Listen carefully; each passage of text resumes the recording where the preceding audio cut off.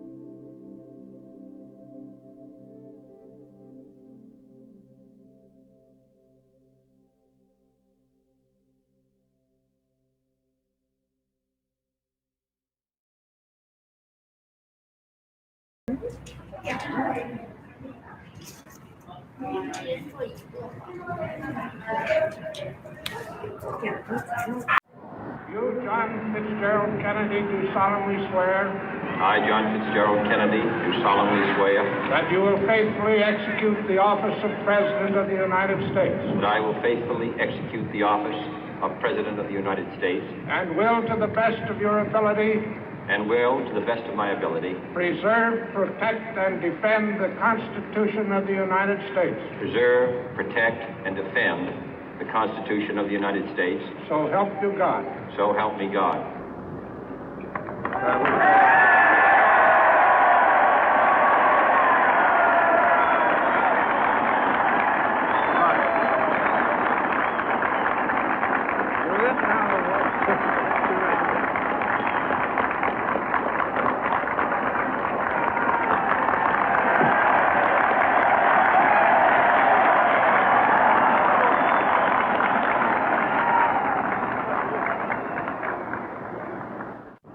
Vice President Johnson, Mr. Speaker, Mr. Chief Justice, President Eisenhower, Vice President Nixon, President Truman, Reverend clergy, fellow citizens. We observe today not a victory of party, but a celebration of freedom, symbolizing an end as well as a beginning, signifying renewal as well as change. For I have sworn before you and Almighty God the same solemn oath our forebears prescribed nearly a century and 3/4 ago. The world is very different now, for man holds in his mortal hands the power to abolish all forms of human poverty and all forms of human life. And yet the same revolutionary beliefs for which our forebears fought are still at issue around the globe. The belief that the rights of man come not from the generosity of the state, but from the hand of God. We dare not forget today that we are the heirs of that first revolution. Let the word go forth from this time and place to friend and foe alike that the torch has been passed to a new generation of Americans born in this century, tempered by war, disciplined by a hard and bitter peace, proud of our ancient heritage, and unwilling to witness or permit the slow undoing of those human rights to which this nation has always been committed and to which we are committed today at home and around the world.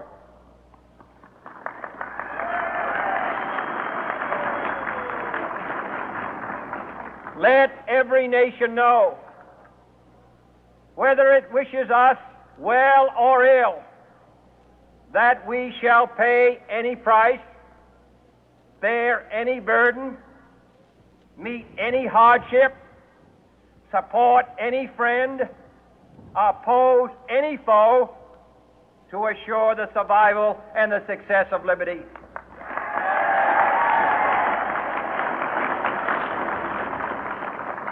This much we pledge and more. To those old allies whose cultural and spiritual origins we share, we pledge the loyalty of faithful friends. United, there is little we cannot do in a host of cooperative ventures. Divided, there is little we can do, for we dare not meet a powerful challenge at odds and split asunder. To those new states whom we welcome to the ranks of the free, we pledge our word that one form of colonial control shall not have passed away, merely to be replaced by a far more iron tyranny. We shall not always expect to find them supporting our view, but we shall always hope to find them strongly supporting their own freedom and to remember that in the past, those who foolishly sought power by riding the back of the tiger ended up inside.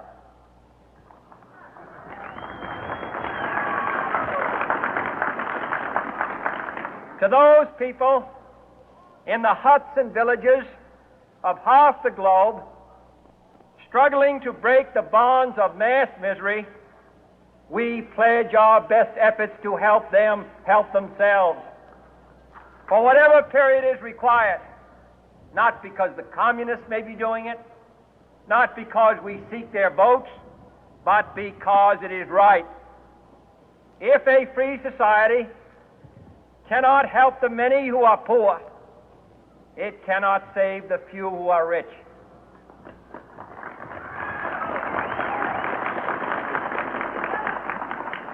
To our sister republics south of our border, we offer a special pledge to convert our good words into good deeds, in a new alliance for progress, to assist free men and free governments in casting off the chains of poverty.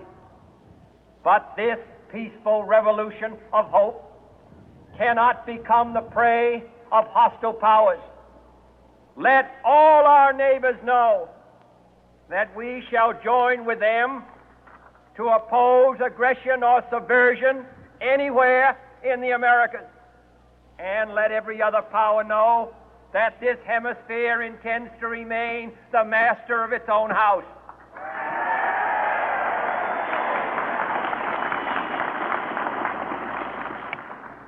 To that World Assembly of Sovereign States, the United Nations, our last best hope, in an age where the instruments of war have far outpaced the instruments of peace, we renew our pledge of support to prevent it from becoming merely a forum for invective, to strengthen its shield of the new and the weak, and to enlarge the area in which its writ may run. Finally, to those nations who would make themselves our adversary, we offer not a pledge, but a request that both sides begin anew the quest for peace. Before the dark powers of destruction, unleashed by science, engulf all humanity in planned or accidental self-destruction, we dare not tempt them with weakness, for only when our arms are sufficient beyond doubt can we be certain beyond doubt that they will never be employed.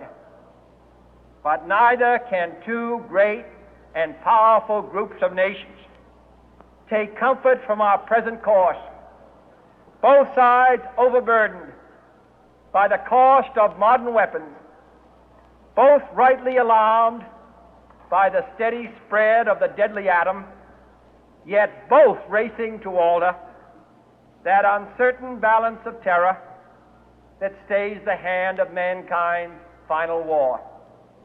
So let us begin anew, remembering on both sides that civility is not a sign of weakness, and sincerity is always subject to proof. Let us never negotiate out of fear, but let us never fear to negotiate.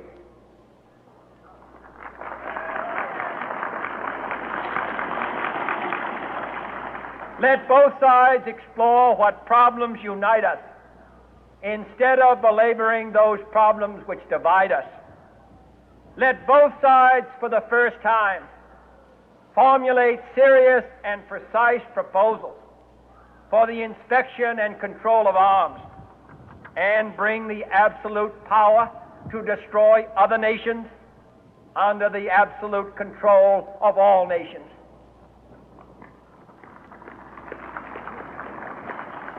Let both sides seek to invoke the wonders of science instead of its terrors. Together, let us explore the stars, conquer the deserts, eradicate disease, tap the ocean depth, and encourage the arts and commerce. Let both sides unite to heed in all corners of the earth the command of Isaiah to undo the heavy burden and let the oppressed go free. And if a beachhead of cooperation may push back the jungle of suspicion, let both sides join in creating a new endeavor, not a new balance of power, but a new world of law, where the strong are just and the weak secure and the peace preserved.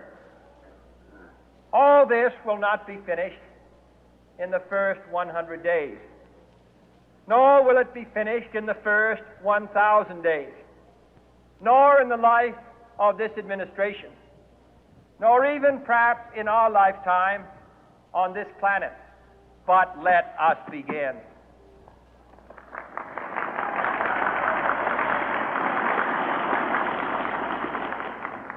In your hands, my fellow citizens, more than mine, will rest the final success or failure of our course.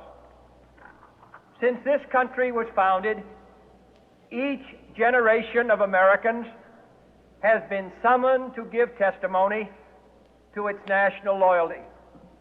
The graves of young Americans who answered the call to service surround the globe. Now the trumpet summons us again, not as a call to bear arms, though arms we need, not as a call to battle, though in battle we are, but a call to bear the burden of a long twilight struggle, year in and year out, rejoicing in hope, patient in tribulation, a struggle against the common enemies of man, tyranny, poverty, disease, and war itself. Can we forge against these enemies a grand and global alliance, north and south, east and west, that can assure a more fruitful life for all mankind? Will you join in that historic effort?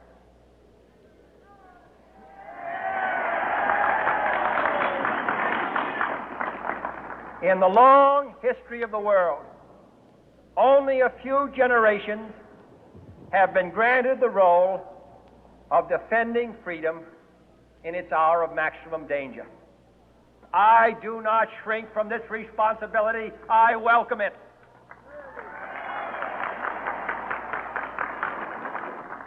I do not believe that any of us would exchange places with any other people or any other generation.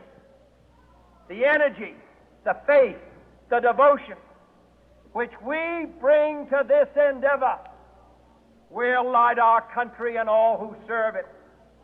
And the glow from that fire can truly light the world. And so, my fellow Americans, ask not what your country can do for you, ask what you can do for your country.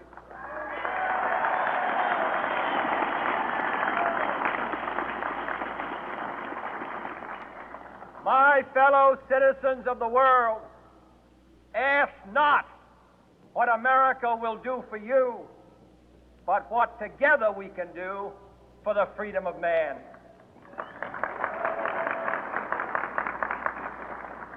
Finally, whether you are citizens of America or citizens of the world, ask of us here the same high standards of strength and sacrifice which we ask of you.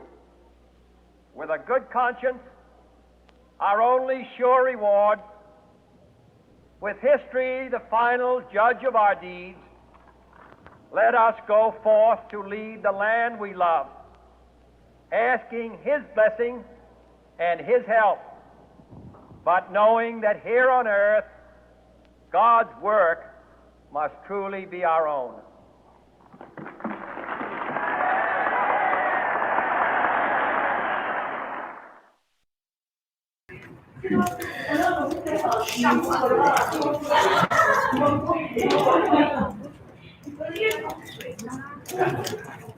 完成した。おー、parang